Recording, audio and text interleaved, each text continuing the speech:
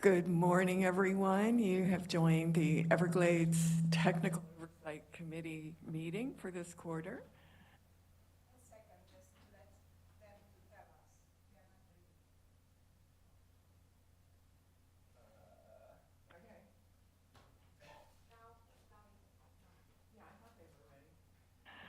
Good morning, everybody. This is Julie LaRocque with the South Florida Water Management District. You've joined the Everglades Technical Oversight Quarterly meeting. We have a few folks here in the room and several folks who are online. So why don't we start with some introductions. If each of the representatives, if you could introduce yourself and ask your panelists who are online to also introduce themselves, that would be really great. And Ed, since you're unmuted, why don't we start with you? Good morning, Julie. Ed Smith, DEP. Online, we have Jordan Tedio, Mylene Sotolongo Lopez, Kenny Heyman, and I believe that is it for us today. Okay, I think Charles is here. Oh, Charles DeMonico, our outside counsel. Thank you. Yes, that's Thank right. you. Thank you. All right, Dan, how about you? Good morning. Dan Crawford, TSC rep for the Jacksonville District, U.S. Army Corps of Engineers. And online also from the Jacksonville District, we have Brooks Moore and Ken Bradshaw. Great, thank you so much. Donato, do you want to go next, please? Good morning, Donato Sirac, Everglades National Park, TLC rep. Online, I have Dan Scheit, EPA, Dilip Sindhi, and Bill Walker, consultant. Thank you. Lori? Julie, Yeah? this is the stenographer. Somebody is, needs to mute because it's Yeah, and I think I'm not able to do that, but I believe he just muted himself, so we're good. Thank you so much. perfect. Thank you. Good morning, Lori Miller with U.S. Fish and Wildlife Service, Loxahatchee National Wildlife Refuge. I Thank forgot you. We had Judith Coleman as the outside counsel online as well. Okay, great, thank you. Julie LaRocque with the South Florida Water Management District. We've got in the room a host of folks. We've got Chelsea Q, who you'll be hearing from, Jody Hutchins, who you will also hear from, and in the back, we have Mike Jennings, Nenita Rikkinen, Chris King, and Violetta, who many of you get emails from Violetta. And then as panelists online, let's see if I can get everybody. We have Stuart Van Horn, Julia Lamonaco, and I think I saw one more person. Give me a second.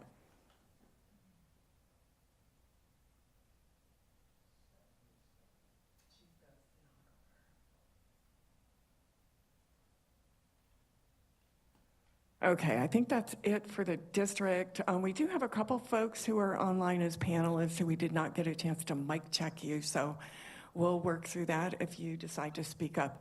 Do we have anyone else? We have Mr. Barquette here. Do you want to say hello, Mr. Barquette, for the group?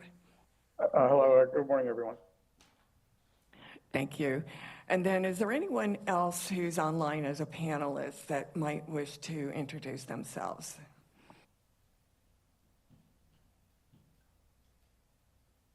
Good morning. This is Judy Coleman from DOJ, and with me is Maggie Woodward, also from DOJ. I just wanted to clarify that we are here. That's great. Thank you. Okay, so I think we got everybody. Yay. We're going to go through our agenda here. First of all, if you are on the phone, please remember to mute when you're not speaking if possible, and please use your audio on only one device if you're also using your computer. Let's see. All right. If you are using a telephone and you wish to speak, and this applies to the panelists as well as the attendees who have dialed in. I see we have quite a few attendees here today. To use the raise hand feature, if you want to speak and you're using a phone, just press *9. And you can unmute by pressing *6, okay? I don't know that we have anything we're voting on today, but normally we would take public comment before we vote, and then we'll also take public comment at the end of the meeting. During the meeting, while the reps are discussing something, other panelists should raise your hand, and please wait so that the reps can, first of all, make their initial comments, or we ask that your rep call on you. I know it's kind of hard to resist waiting to be called on, but I kind of keep an eye on things, so I'll see you guys. And then, even if we're having a discussion, your representative might call on you at any time. So just put that out there. Again, I think there's one or two people with Donato who we didn't get to fully sound check. So we'll, as we get there. Let's see, we're glad to have everybody here, online and in person, especially those of you who are freezing like me, even though it's not that cold. We will only take written public comment if you're here in person.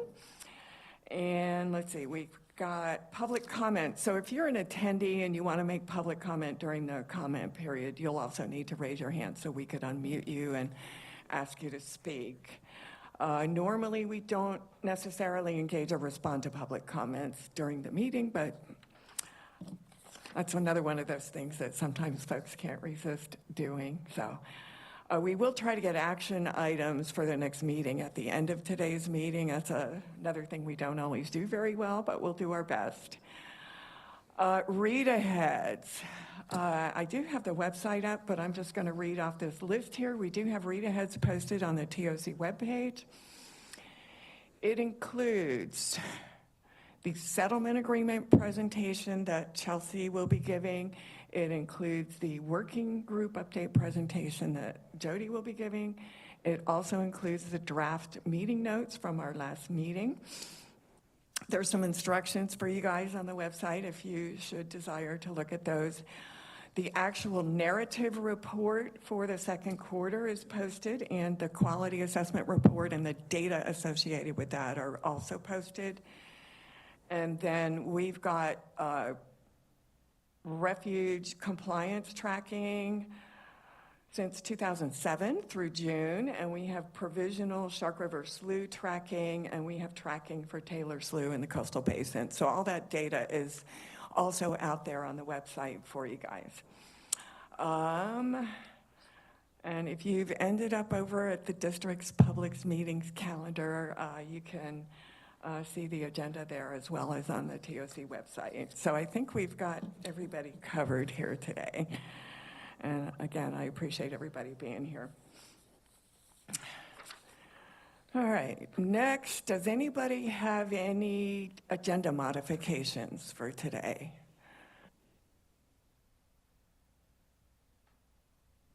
This is Lori, none from me. Morning, Julie. This is Ed Smith, none from DEP. Thank you. And I assume if Dan and I haven't unmuted, you guys don't have changes either, so thank you. Next thing is the meeting summary. We did send this out, and we would like to get it approved if we can, but I do want to point out I made an error during the last meeting, so I'm looking over here at Donato. Donato was asking about what appeared to be some missing data on one of our slides. It related to the S328 structure, and we had previously, a couple weeks earlier, learned about some vandalism issues there, but that wasn't really necessarily what Donato was asking about. At the time we met, there was some missing data. I believe it was from around the June timeframe, and it didn't show up on the graphic as 0. It has been corrected, and there's not a lot of flow there. We get negative flow and other issues with that particular area. So that missing data, I believe, has been corrected in our database, so it won't show as missing.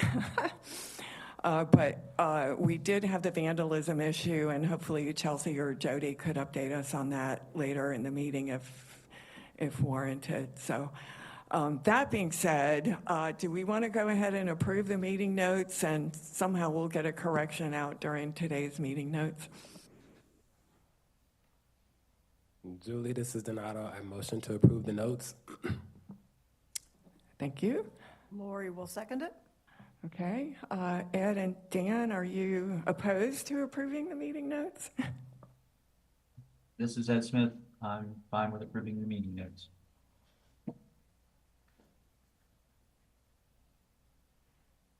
How about you, Dan? Julie, this is Dan. I approve as well. Great. Thank you all so much. I really appreciate that.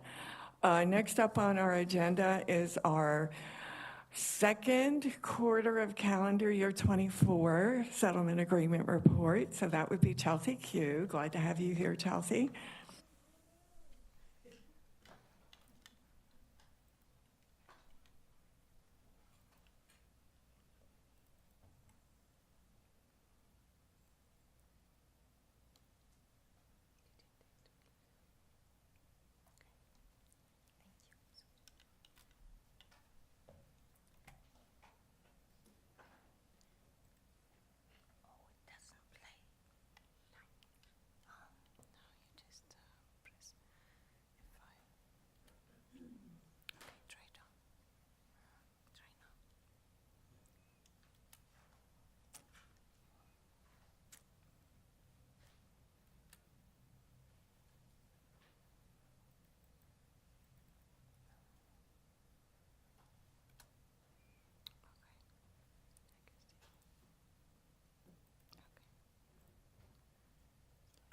Okay, yes.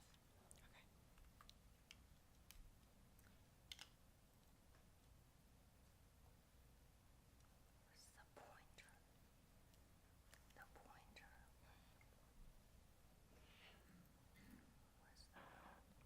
Give us just a second, folks, while we deal with probably changed technology is my guess. Hang on.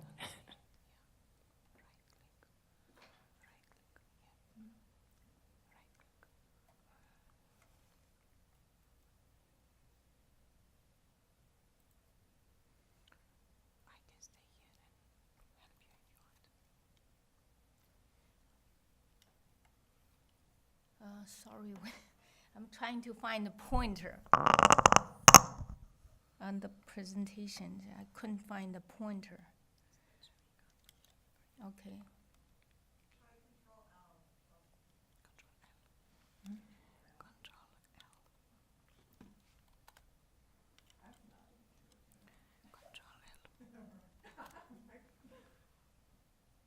No, where's the pointer?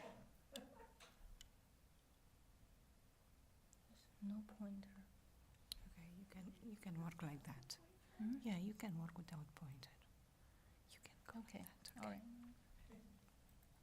Okay, I couldn't find pointer, so I just. Yeah, good morning, everyone. Devon, could you switch the screen, the video to the PowerPoint, please?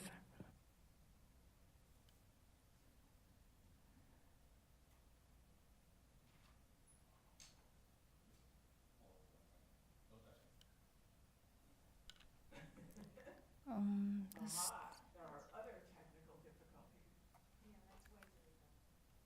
no,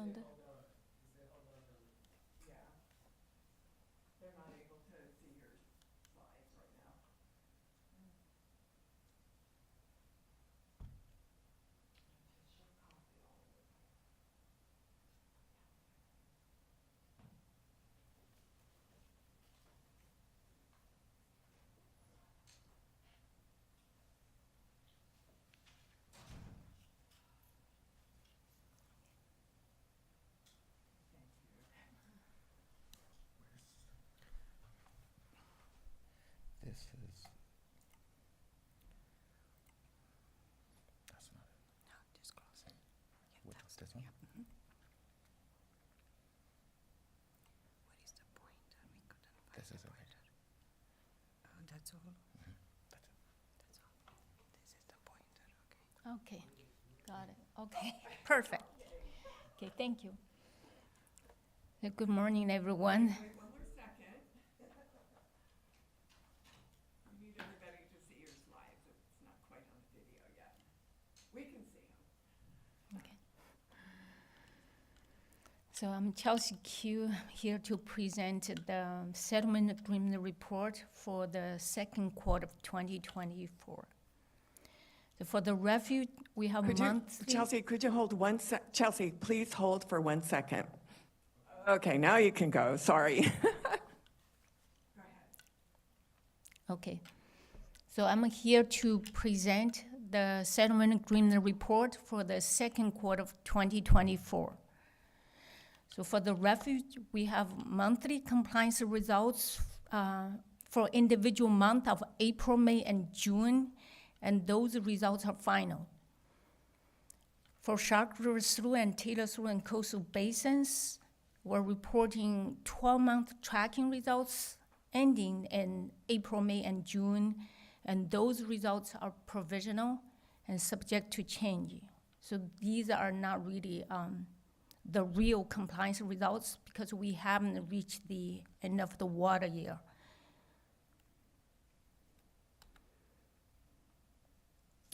So for the compliance results, except for Shark River Slough, the refuge and Taylor Slough and Coastal Basins all met their respective compliance standards in all periods, reporting periods.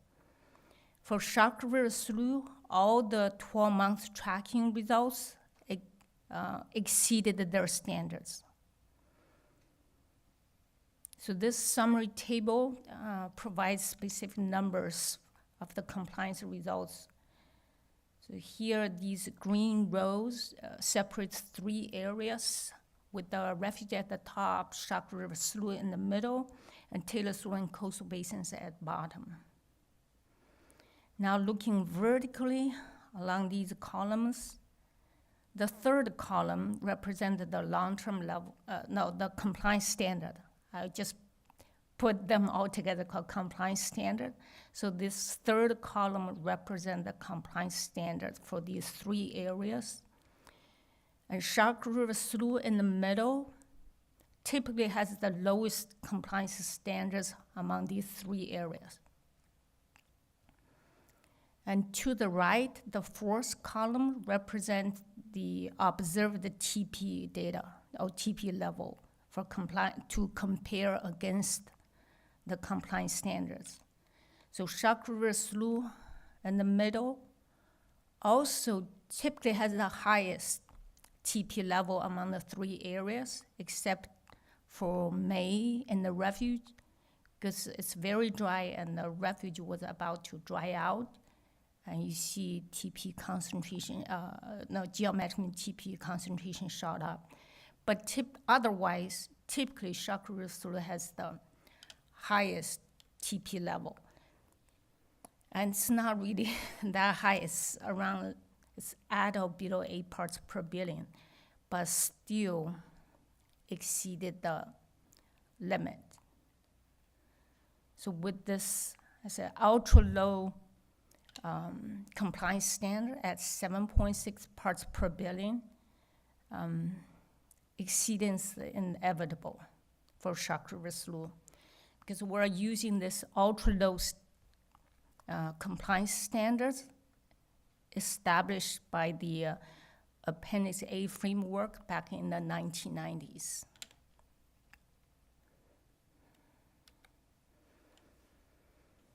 And this slide displays the refuge compliance status. So with this top section covers the reporting period, the second quarter, and the bottom section provides an outlook in the next 4 months. You can see that all these months look good, except that the last row, this for October, which had an excursion. So with the geometric mean at 7.5 parts per billion, exceeded the long-term level, 7.2 parts per billion. And this slide displays the refugee compliance status over the last 3 years. So here, these purple filled shaded step line represent the marsh stage when samples are collected in each month. And these blue dots represent the geometric mean TP concentrations of collect samples in each month. And usually you can see that here, when Marsh City was high, the observed data was low. When the Marsh City was low, then the observed TP concentration was high. So generally you can see the TP concentration is inversely correlated with the stage. And the long-term level here, the red line is the standards to compare against, and these are calculated based on the stage. So also has its inversely correlated stage. So basically in the refuge, both the TP concentration and long-term level have the similar inverse trend with stage.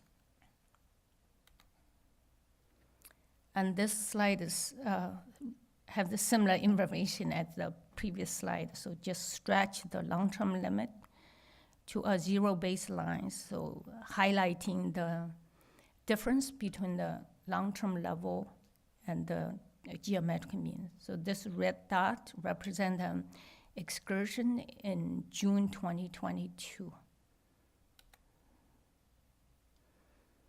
So move on to Shark River Slough.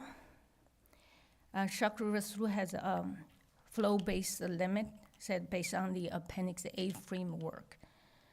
So here we see the flow in these months, in these 7 months. So the first 3 months covers the second quarter reporting period, and then these bottom 3 months represent the outlook of the next 3 months. So you can see that flow in these months is around 1.5 million acre feet. So lots of flow was sent south to the Everglades National Park. So this meted the desired goal to send more flow to south, and it's good for restoration and the Everglades National Park. And because these limit is at 7.6 parts per billion, it's ultra low, and even the flowing mean TP concentration is around 8 parts per billion, still exceeded the long-term limit. So this slide shows the historical compliance status, and these last 4 hatched bars represented when we applied the master 1.5 compliance methodology. And the last 3 hatched bars, these represent the flow weighted mean during the COP implementation period. And you can see that all these 3 years consistently exceeded the long-term limit.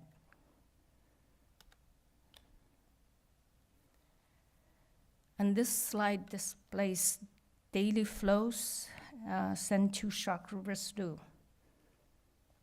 And here you can see that very high flow volume was sent to Shark River Slough in this winter and the spring period due to November storm and the El Nino impact. And this slide displays the flows into the western L29 canal via S12A, B, C, D from the top to the bottom. And you can see S12A and B remain open till about April 1st because these 2 structures were operating under the deviation from COP operation plan.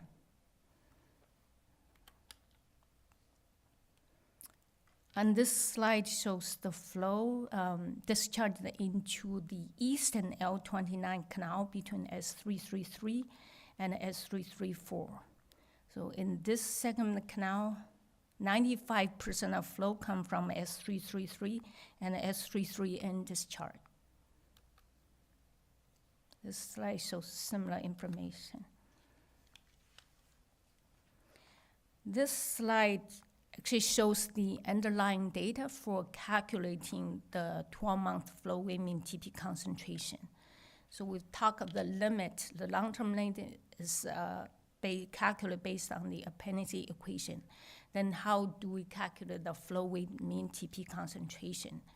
So actually, it's within each 12-month period, there are 26 pairs of biweekly flow, shown in these blue bars, and TP concentrations. So these 26 pairs of data are composite to one number representing the flow weight mean TP concentration in a 12-month period. And that composite flow weight mean number is shown here as blue diamonds. On this slide, we also add a line here, the purple dash line representing the tracking 12-month long-term limit. So now you can compare these two numbers for compliance assessment.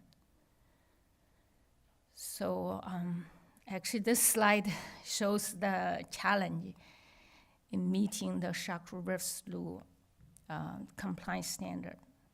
So during these 3 years, when COP is implemented, and you can see that COP increased the flow and resulted in the long-term level, a long-term limit, here a flat line.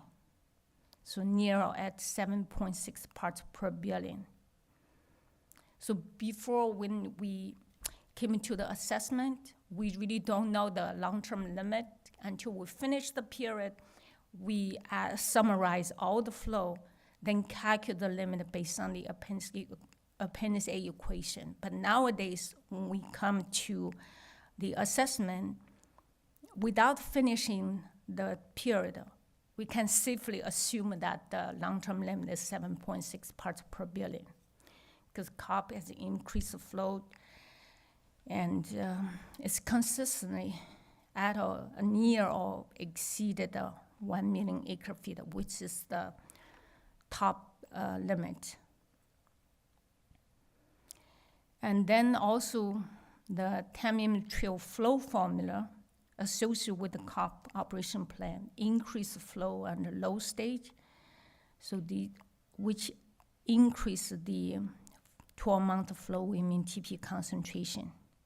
So now you can see that the flow weight mean TP concentration consistently above the long-term limit. And even in this reporting period, with the help of El Nino rainfall in the dry season, still Shark River cannot meet the compliance standards.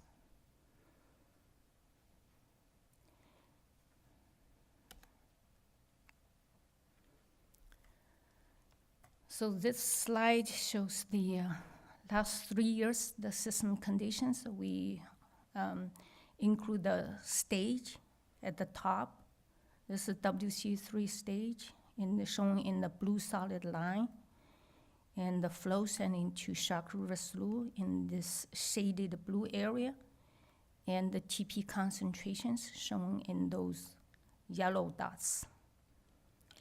Here, I just want to point out 3 observations. First is in the water year 2024, stage remained very high. So this solid blue line was above this gray dash line.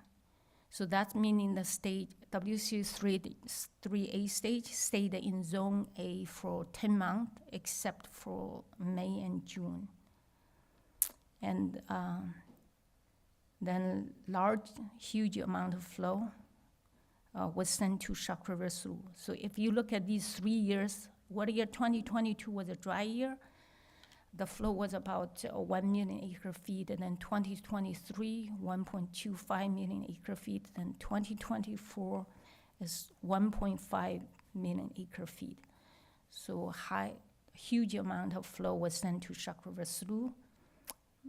As I said, it's very beneficial to the restoration and the park.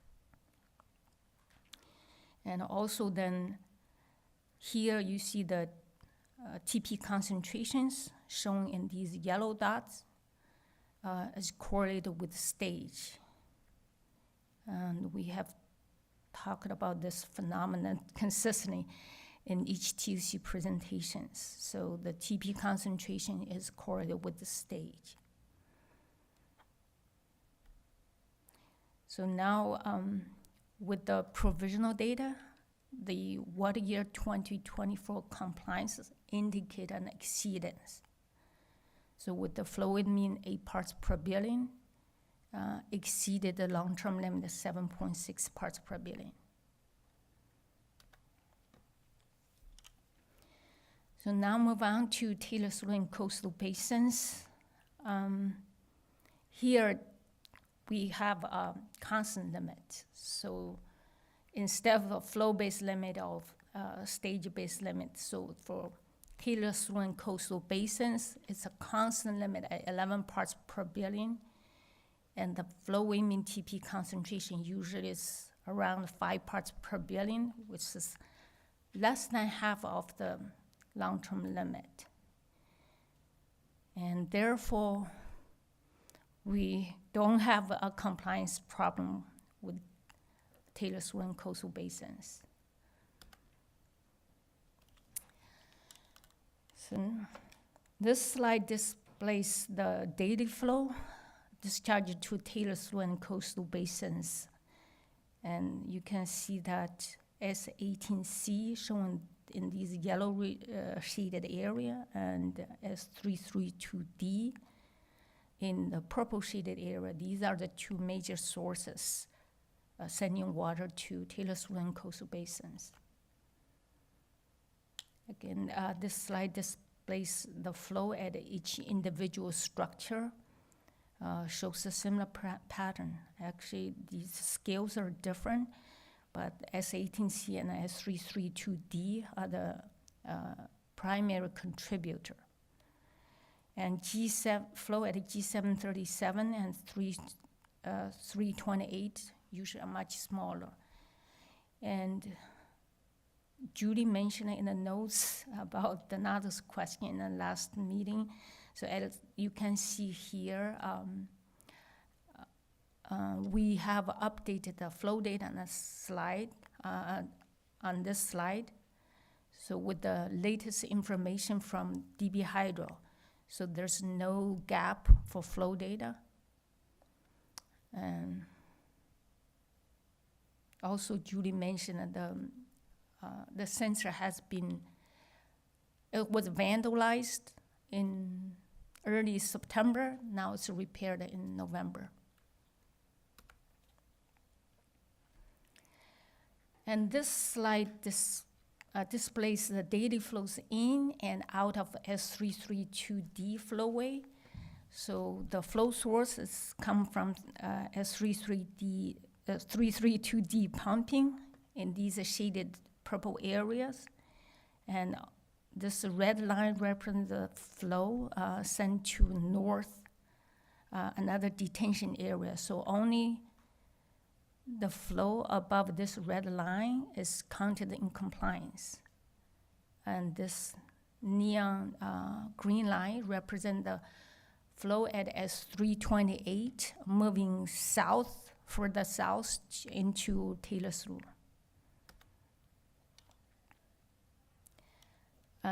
This slide shows the underlying data for how we calculate the 12-month flow in TP concentration.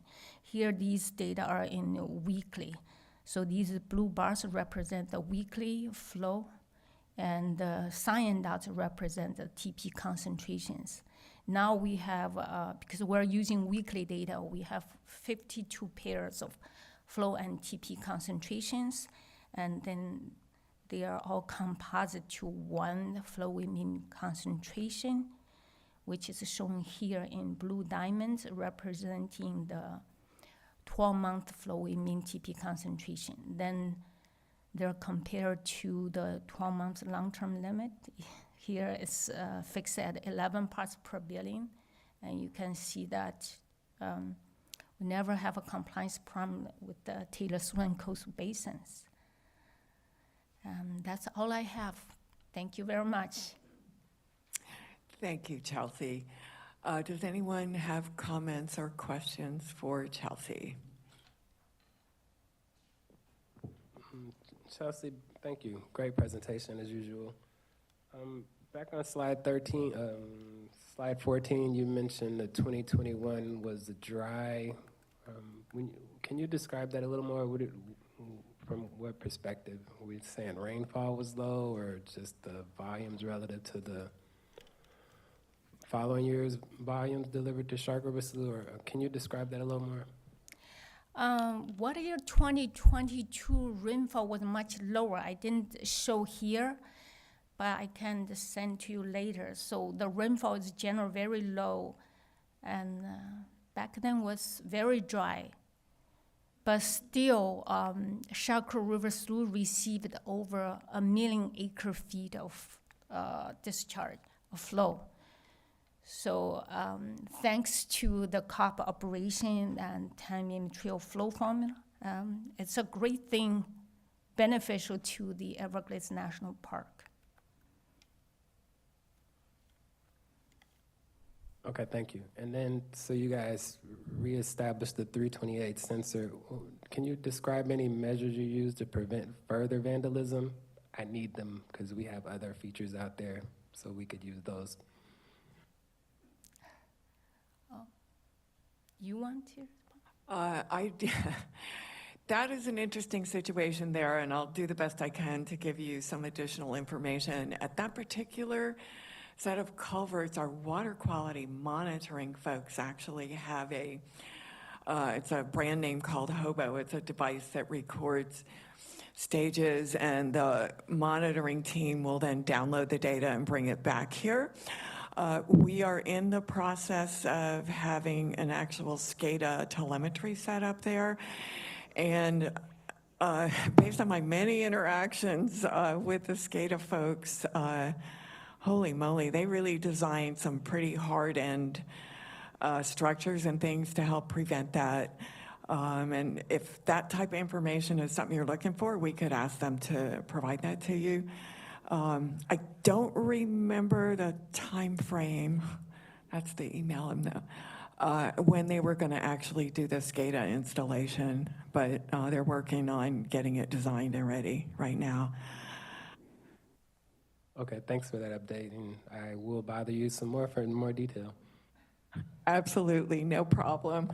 We had another structure that was vandalized elsewhere in the Everglades protection area, and I was amazed when the SCADA folks got back to me and said, here's how we can harden this and make sure it doesn't get vandalized. And that was a gunfire issue as well. So it's just something I think the folks have learned to deal with, but it's a little heavy duty. Hey, Julie, just real quick. Lori with the refuge. Is there a documented margin of error with water monitoring, water quality monitoring, something maybe in literature or something? There may actually be something in the QA report. I don't recall exactly the detail. So for laboratory analyses, there are margins of errors. I would have to double check if every lab is different, but certainly there are. There is also a margin of error with the flow and stage monitoring as well, which may be one of your questions.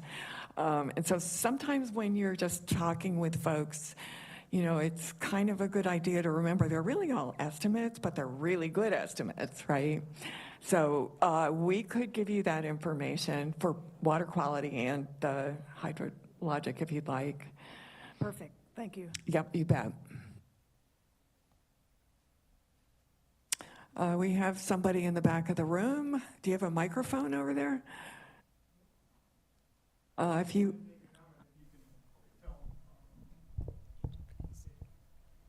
Come on, Senator Rikkonen probably wants to respond maybe to Lori's question.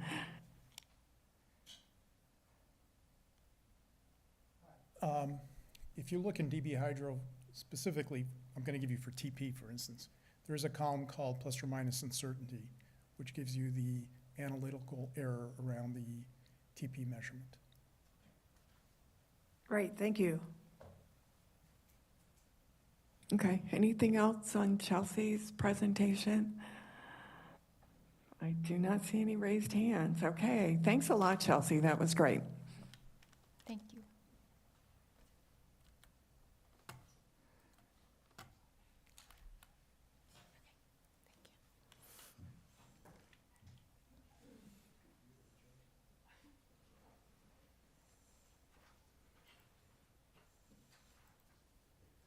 All right, next on our agenda, we have the S333 Working Group update from Jody Hutchins.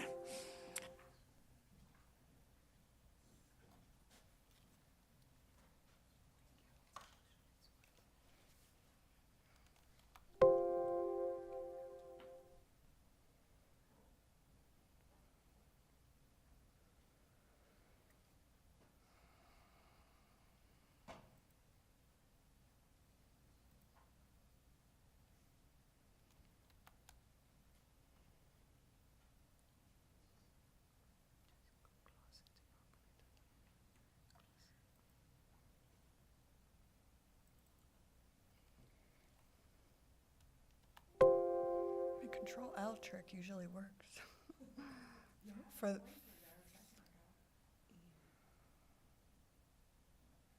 oh, there it goes. Okay, there it is. Okay, good morning, everybody. I'm Jody Hutchins with the South Florida Water Management District, and I'm here today to provide an update on the S333 Working Group. So just a reminder, this slide provides the S333 Working Group Engineering and Maintenance Solutions recommendations that were presented to the consent decree principals and ultimately approved for implementation. The engineering and maintenance solutions are broken out into 3 tasks as shown on this slide.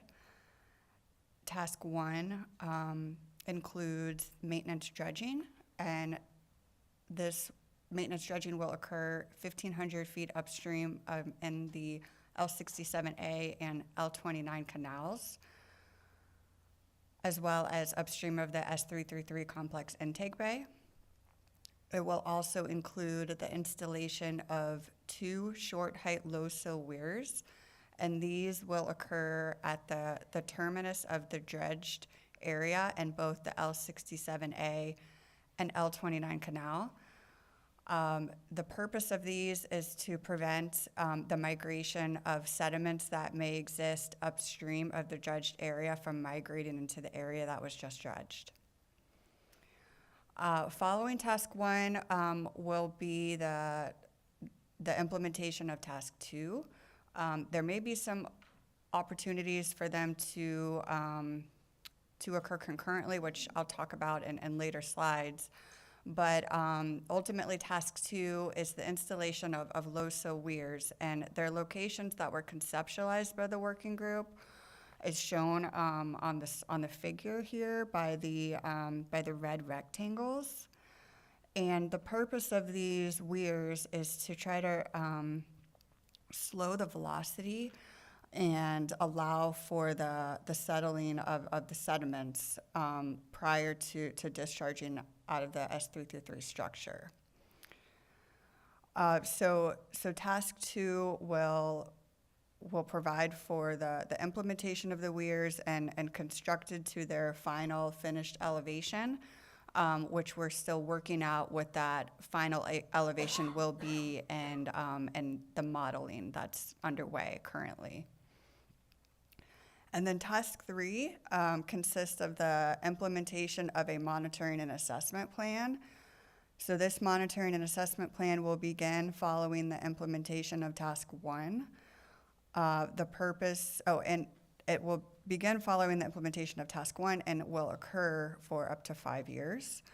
And the purpose is to evaluate the effectiveness of these engineering and maintenance solution. It will also use the data to identify if there's any optimizational opportunities. For example, we designed these engineering and maintenance solution based on the best available information we had at the time, essentially the data that came out of the sediment studies and the hydrodynamic studies.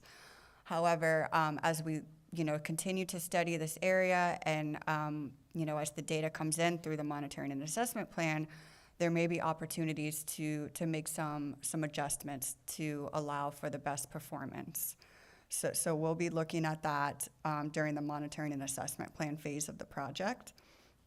And we'll also use the data to inform any future actions. So we may need to follow up with some routine maintenance. We're just not sure what that will be until we start collecting the data and go through this initial step of implementing these engineering and maintenance solutions.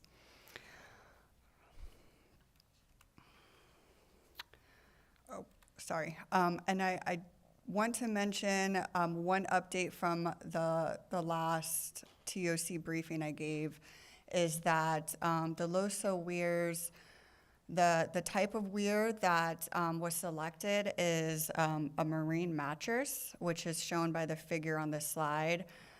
In prior briefings, we spoke about the use of geotubes.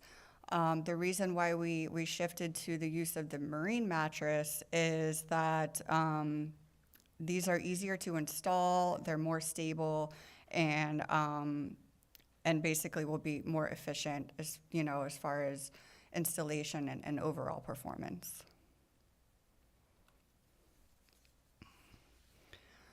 So this slide provides just some highlights on progress that the S333 working group has made. So the preliminary survey has been completed.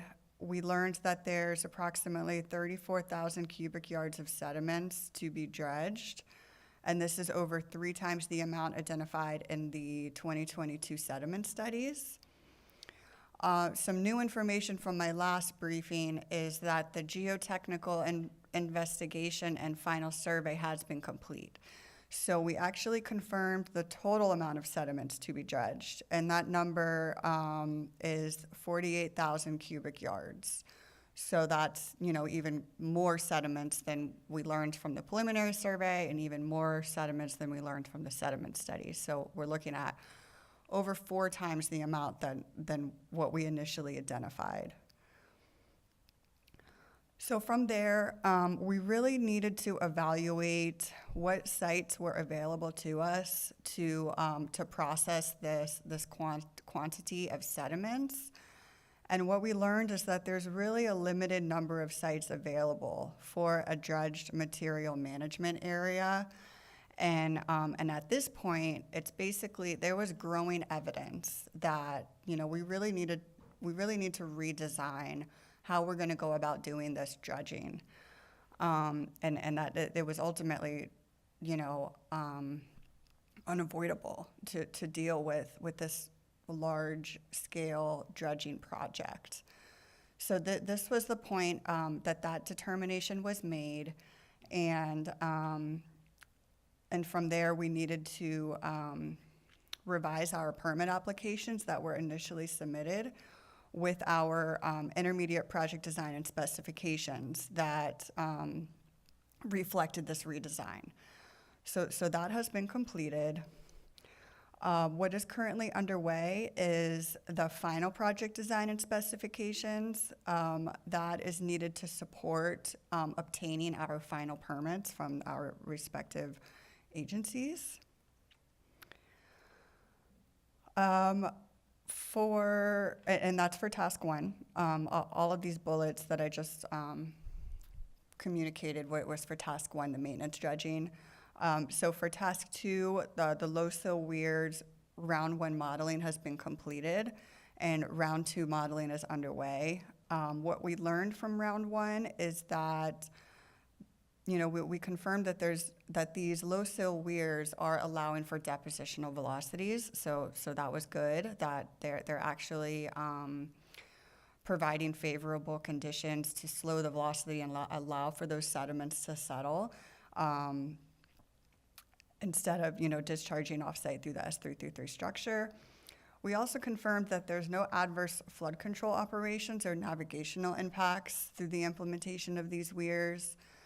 What remains to be completed is the modeling will need to be updated based on the latest information we obtained through our geotechnical investigation and final survey. This is the data that determined that there's actually more muck and we need to dredge deeper than we initially thought. So we need to take that into consideration in our modeling. So that is something that is underway and will be completed within the next couple of months.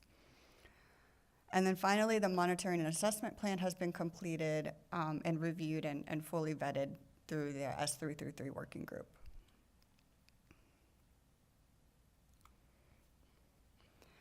So this slide provides the site alternatives evaluation that was conducted for the dredged material management area.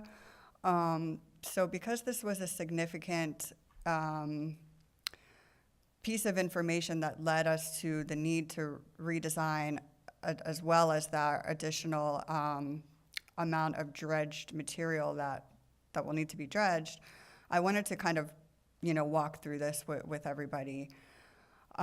So these are the sites that are available to us for a DMMA. And it is very important that we select a DMMA that is close proximity to the area that we're dredging. And this is due to the fact that we don't want to be transporting wet sediments. That would just increase the duration and the amount of time the project would take. So really what we need is a site of close proximity that we could, you know, store the sediments to allow for them to settle and to dry out. And then from there, we'll dredge that material off-site. So these are the locations that are available to us of close proximity to where we're going to be dredging. You can see in the crosshatch, this is the dredged area. And I'll just walk through each one of these sites that were evaluated.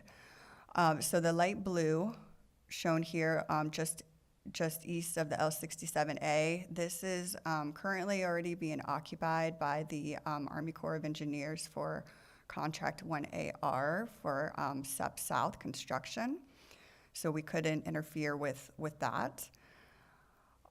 So this darker blue, this area, it's very narrow and really it's not the you know, of adequate size for a DMMA, and it also is, you know, an area that is utilized for traffic. So we kind of, you know, moved away from this as an option. So this orange area here, again, this is very narrow and not large enough for the DMMA. Same as this yellow area here. This is actually the boat ramp. Too small, too narrow. This red rectangle here, it is bigger of the areas that we looked at, but this area is not owned by the district. It's actually owned by Everglades National Park. And then, so that's what basically led us to the area that was selected for the DMMA, which is just shown by this green rectangle here. This is the largest area that is available to us that's not already currently being occupied. It's not interfering with any traffic or construction traffic, and it is owned by the district. So this is the area that we will be utilizing for the DMMA. So before I get to the adjusted schedule to account for the project redesign, I wanted to kind of walk through the timeline for implementation of task 1, maintenance dredging, just to kind of give you a sense of what we've been working on and what has transpired and what has led us to where we are today. So I will begin with back last year, November 2023, when we received concurrence from the principals to implement these engineering and maintenance solutions. From there, the team began the project design and began the preliminary survey. In January 2024, this is when we applied for a ERP permit exemption with FDEP. And this is also when there was a legal challenge to the state 404 permitting program. In March 2024 is when we learned that it was the Army Corps of Engineers was going to be the agency that was responsible for processing the Section 404 permits. So we went ahead and submitted our application at that time. We also received our FDEP ERP permit exemption that was approved in March of 2024. And we also completed our preliminary survey. In April through June of 2024, this is when we started doing our data review and post-processing of the preliminary survey. And this is ultimately when we learned that we were looking at a much larger amount of sediments to be dredged than what we initially thought. And which led us to where are we going to process it, this amount of dredged material. So we needed to go through our site alternatives evaluation. And this is ultimately when we made the decision and that the redesign was required, and then we initiated that redesign. And then in July through September 2024, we brought that information to the Corps and to DEP to explain and basically get on the same page as far as what we have learned, and that this was basically unavoidable. We really need to go through this redesign to carry out this project. And from there, we worked on our intermediate plans and specifications for the project redesign. We also determined that our ERP permit exemption that we received from DEP was no longer applicable. We actually needed an ERP permit from DEP. So in October 2024, we went ahead and applied for that permit. We also needed to revise our Section 404 permit application that was initially submitted to the Army Corps back in March. And we also needed to submit a Section 408 review request with the Army Corps. So that occurred in October as well. And this is also when our data from our geotechnical investigation and final survey came in. So at that time, we learned that there's actually 48,000 cubic yards of sediment to be dredged. So the project, it's got larger than what we thought initially. So in November to December 2024, basically where we are at now is we went back and took a look at the schedule and made the adjustments that were necessary to account for those changes. We needed to update our DEP permit, our Section 404 permit application, as well as the Section 408 review request with those latest geotechnical results showing that we are going to be dredging deeper. So we submitted those marked up plans providing for that.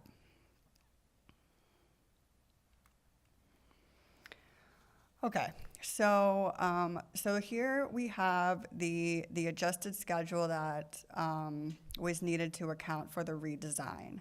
And I want to show here, the comparison of the original schedule compared to the adjusted schedule. So the original schedule is shown by orange and the adjusted schedule is shown by blue. So I'll just go through each of these tasks one by one, starting with task 1.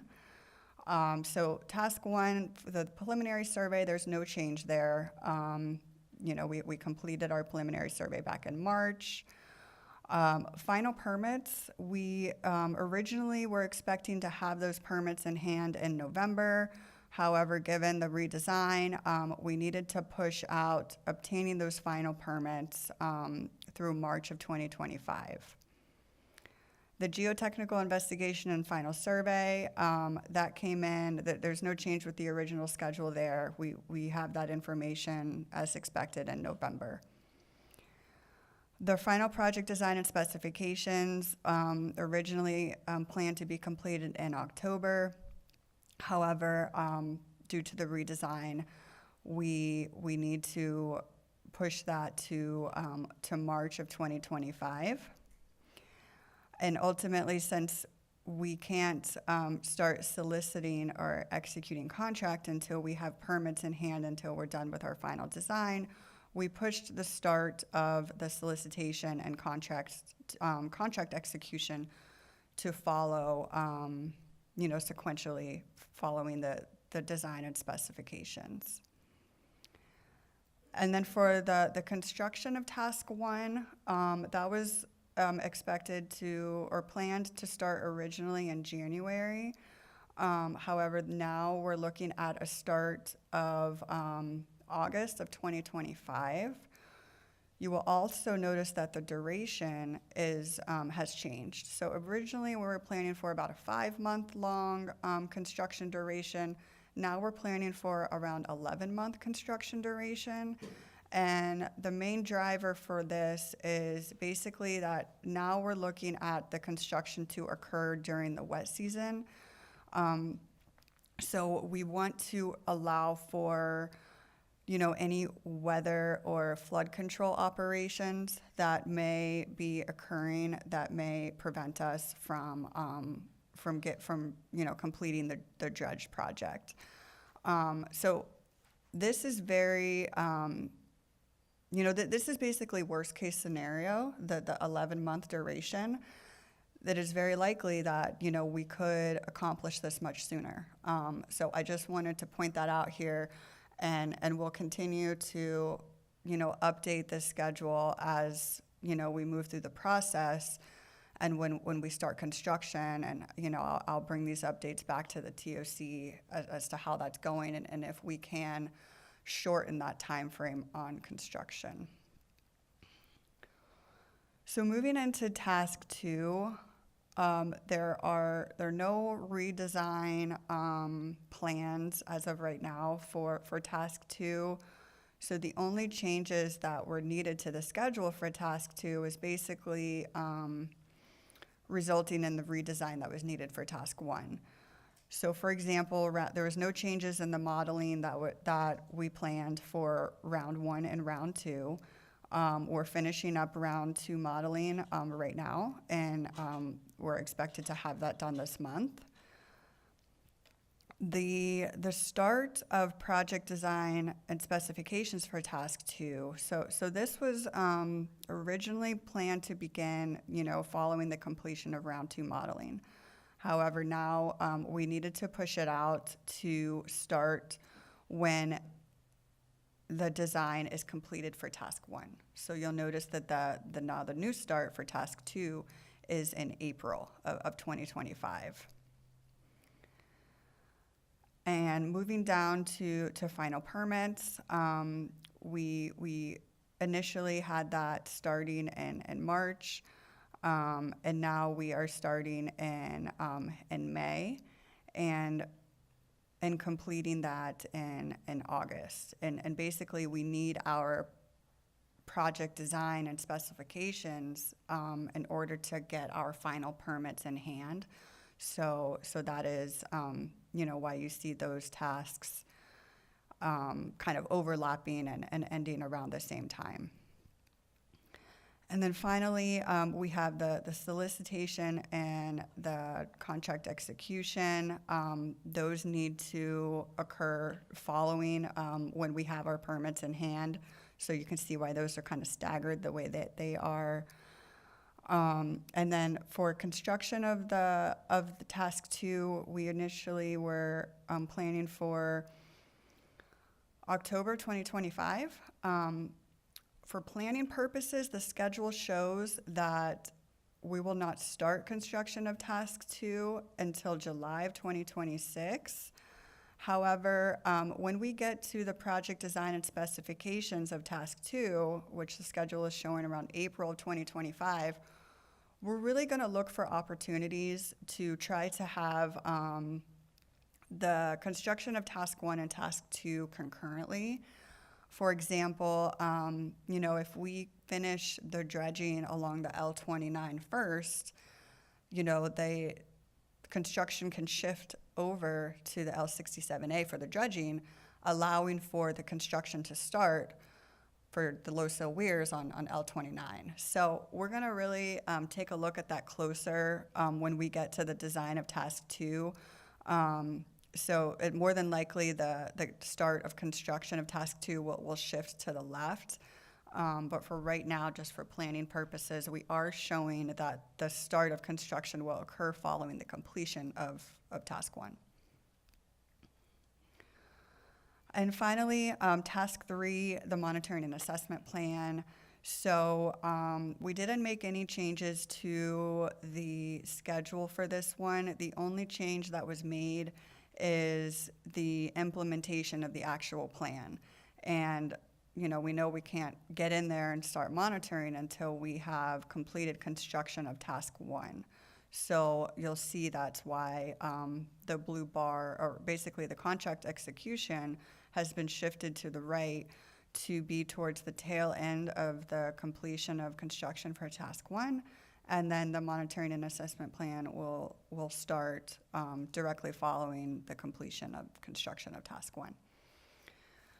So that's all I have as far as the adjusted schedule. I just want to end with that the need for this redesign of this project, it really was not something that we could have foreseen or could have avoided. It's just there was growing evidence as the data came in, and we needed to make adjustments as necessary. And all of the agencies are really working together on this to expedite this project, and that we're all in agreement that this is a very significant dredging project, and that we really are working hard together to make sure that we do it right. So that is all I have for my update today. Thank you very much. Thank you, Jody. Does anybody have questions or comments for Jody?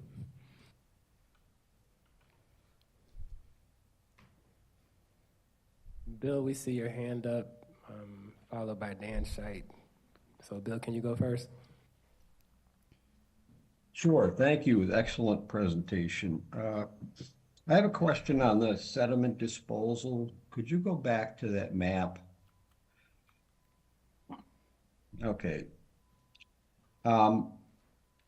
Is that in the footprint of the Blue Shanty flowway that's going to be, part of SEP?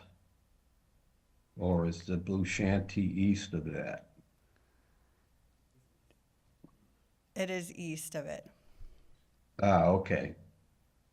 I guess because I did a back of the envelope calculation on the volumes given the area, and I calculated about 4 feet of sediment is going to be piled up there. That will probably consolidate by itself as it dries out, but I'm just wondering whether you need a levee on the east side of that to kind of contain it. There could be some phosphorus release, for example, from that dredged area. Hopefully it will get revegetated and maybe that will stabilize it, but anyway, those are my questions. And Jody, I'm not sure if you recall, I think there was going to be like a bermed area around the DMMA. Correct. Yeah. So Dr. Walker, let me just clarify a little bit how the process is going to carry out.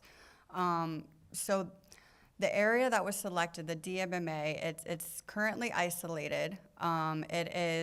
It's bermed completely all the way around, and the dredging process, it's going to occur in batches, because you're absolutely correct. We can't utilize, because of the site constraints that we have, we can't dredge the area in entirety and allow it to settle and dry out all at once. So we're basically going to be at the mercy of the size of the DMMA, and we're going to dredge as much material as we can, allow it to settle and dry out, and then we're going to haul it, and then we're going to continue the process until the project is complete. And just to respond to your comment about the leaching of phosphorus, there is a very rigorous monitoring program that will be occurring, and it is basically a part of our permit that we're going to be receiving from DEP to do this work. And we are going to be required to monitor at several locations of this DMMA. Okay. So the area was already had a convenient berm around it. That's not, you didn't build that berm as part of your project. Correct. Okay. All right, thank you. Thank you. Okay, Dan, you have your hand up next. Yeah, thank you. I have a question for Jody. If you know, you mentioned expedited permitting in the spring of 2025, and I'm wondering, and this may actually be a question for DEP, Ed Smith, or Jordan Tedio. Would this project require a 404 permit? Do you know? Hey, Dan, this is Ed Smith with DEP. I believe that the district is seeking 404 permit from the Corps, but I'd let Jody and the Corps answer that question. Thank you. Yeah, and the reason I bring it up is it'd be good if we coordinate so that if EPA has a role in that permitting, that we can help to expedite that. Thank you. Thank you, Dan. Dan, number 2, Dan Crawford, you have your hand up, and you may want to also help with some of the responses here. Yes, thank you, Julie. And yes, the Water Management District has submitted for a 404 regulatory permit from the Jacksonville District, and I'll check in with our regulatory POC, Mr. Scheit, and see if there's any EPA coordination required and if that work is actively ongoing or not. I just wanted to echo Jody's sentiment that I really appreciate from the Corps side, the amount of transparency and the active coordination that is being led under Jody and Matt Morrison from the Water Management District, certainly from the Jacksonville District Corps of Engineers. We have several different offices, including our regulatory, our engineering water resources, our engineering geotechnical, that are helping to review for the regulatory 404 and the CMSF modification 408 permit, and the routine regular coordination and updates, on a monthly basis, if not more frequently, have been very helpful to facilitating us staying on the schedule that Jody indicated on her timeline for making sure that Water Management District has all the required permits from both the Corps and FDEP. So I just wanted to echo from the outside perspective how much that coordination, collaboration that's being done by the Water Management District has aided the Corps to make sure we can support these timelines. Over. Thank you, Dan. Bill Walker, you still have your hand up. I'm not sure if you were finished. Okay. Does anyone else have comments or questions for Jody?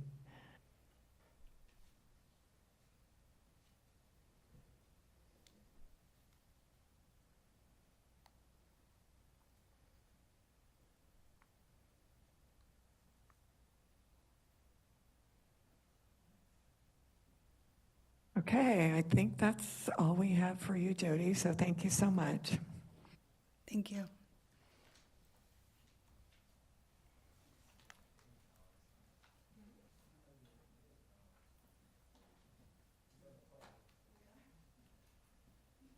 Okay, we have one other item on our agenda, but before we get to that, why don't we do public comment?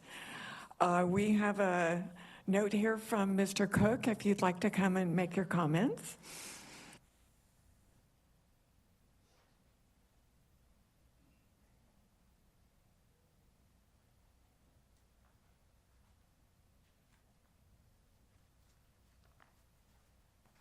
Thank you. Newton Cook, United Waterfowls of Florida.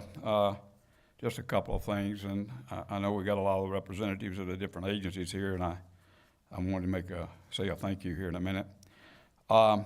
Regarding today's meeting, I've always wondered, have we ever done a study when Mod Waters is done, and during a storm, we'd be putting 18,500 or so CFS through the system that we were talking about today. What's that going to do to the numbers?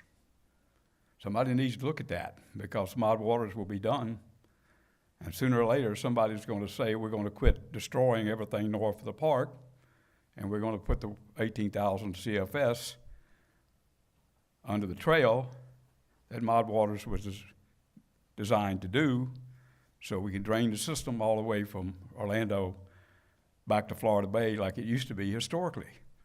And if we're going to restore the Everglades historically, or as close as we can, we have to be able to put 18,000 CFS through the park during rain events, as happened before we built the Tamiami Trail and all the blockages north. So that would be an interesting exercise to see at one of these meetings. But what I came for today is to say thanks.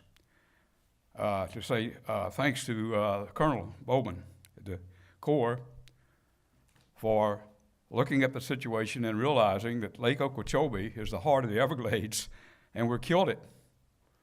We've killed the lake. Bassmasters took away the forever top 10 ranking for bass fishing in North America because we purposely designed the water levels in such a way that it killed all the vegetation that cleans the water. So thank you very much for listening, because the Recover program that is part of LOSUM is going to be put into effect like this week. And hopefully we'll get the lake back down to where it belongs, and we'll get it down to around 12 foot for a minimum of 90 days as per LOSUM Recover, March, April, May. So thank you very much, Corps of Engineers. I also want to thank the Water Management District and those people who helped put together the public scoping workshops that are occurring in Clewiston and Okeechobee, 2 last month, 2 this month, through the university. It's basically listening to the public about what can be done to bring back the health of Lake Okeechobee. It's a very difficult situation because they're not really challenged to look at levels, and that's the major problem we have today. But at least they're looking at everything else regarding the health of the lake. And I just want to say thank you for the district, and thank you for the Corps and all the different agencies, because these things don't happen by accident. It's very much appreciated that it was put together, and the stakeholders appreciate it, and I look forward to attending a meeting next week. The heart of the Everglades is Lake Okeechobee. If we do not have a healthy lake, we can never restore the Everglades. The water's got to go somewhere out of that lake, south, east, or west. East and west don't want very much, so we need to send it south, 18,500 CFS during a storm. What will the numbers look like that you folks work with when you got 18,000 CFS running down there, not 6,000 or 7,000? Thank you. Thank you, Mr. Cook. We have a number of folks online as attendees. If any of you have public comments, please raise your hand so we could hear from you.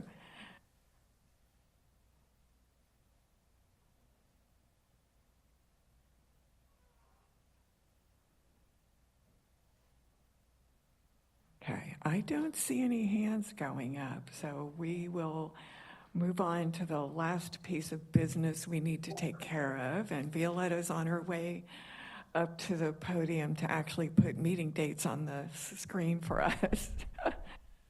But it's been a bit of a question. So while we're waiting for that, Mr. Barquette, you have your hand up. I do, and I also have some thanks. Thanksgiving was last week. The holidays are coming up. Everybody has been working very hard for a long, long time. And I don't know that I said thank you enough times, but while I'm monitoring everybody's activities very carefully, I also want to say thank you for all the hard work that's been done by all of the agencies that are involved here. So I just wanted to note that and wish everyone a very, very blessed, happy, and peaceful holiday season. Thank you so much. Okay, we need to figure out when we're having our next meetings, and that would be in 2025. And interestingly enough, our auditorium here has become a little bit limited for folks. So Violetta's put some dates up on the screen. If we could preferably at least agree on a date for March and any of the other quarterly meeting dates that are up there, I would really appreciate it. So the first ask is March 4th or 6th. That's a Tuesday or a Thursday. How are we doing for availability? I see a head nod from Lori. Yes, that works for me. Okay. Julie, this is Ed Smith, DEP. Both dates work for me. Thank you. This is Dan Crawford. Both dates work for me as well. Over. Well, I'm waiting for Donato to say he likes Tuesdays, but go ahead, Donato. What have you got? I love my Tuesdays. The issue now is we got the CNSF meetings that keep popping up on all of those Tuesdays, so it makes me miss one a quarter. That's fine. Yeah, so I'm good on both days, preferably 3-4. Okay, and I'm good on both of these dates. So you did say preferably March 4th. Mr. Barquette, do you think you're available March 4th? I can do March 4th, yes. Okay, so we got March 4th for the next quarterly meeting. Anybody want to look at June? I think we tried to send you some of these dates ahead of time, but it's a little tough sometimes to know that far ahead what our schedules are like. And I assume those CNSF meetings are going to be on Tuesdays, so that'll be something we'll have to deal with, that conflict. Yeah, otherwise, I've looked through December, and I'm okay right now for all of the dates. Oh, great. Thank you, Lori.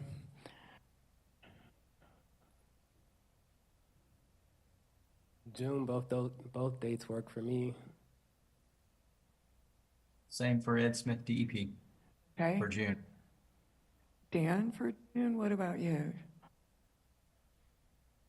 I'm catching up. I'm going to echo Lori's sentiment and say all of those dates in June, September, and December would work for me. I shared Donato's prior preference of keeping it on Tuesdays. A little easier if I need to travel down from Jacksonville, but I'm flexible if we end up going with the Thursdays. Over. Okay, thank you. Mr. Barquette, I don't know if you've had a chance to look at all these. June works. June 24th works. I'm now trying to figure out September and December. Give me a minute. Sure thing. Boy, I think Violetta checked with me ahead of time. I'm pretty sure all these dates are good for me. Ed, you have your hand up. Yeah, just gonna confirm that September and December dates work also for me. Thank you.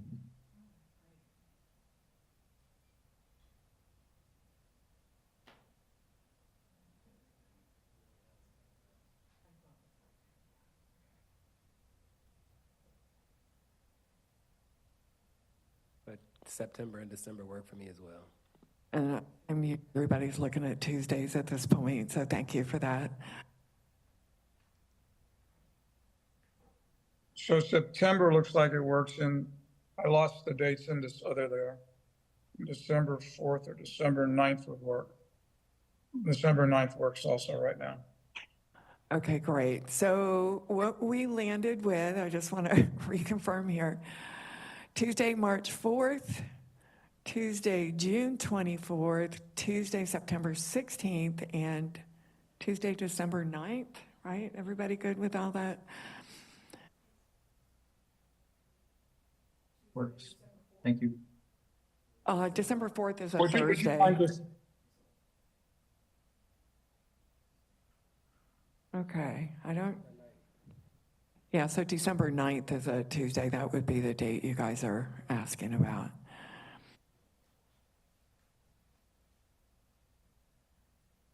Okay, I think we'll stick with those, and if we have changes, we could always deal with those. Mr. Barquette, you unmuted? Yeah, no, could you just send me an email with those dates just so I can record them? I'm not in a position to write them down right now. No worries, we will absolutely do that. Thank you so much.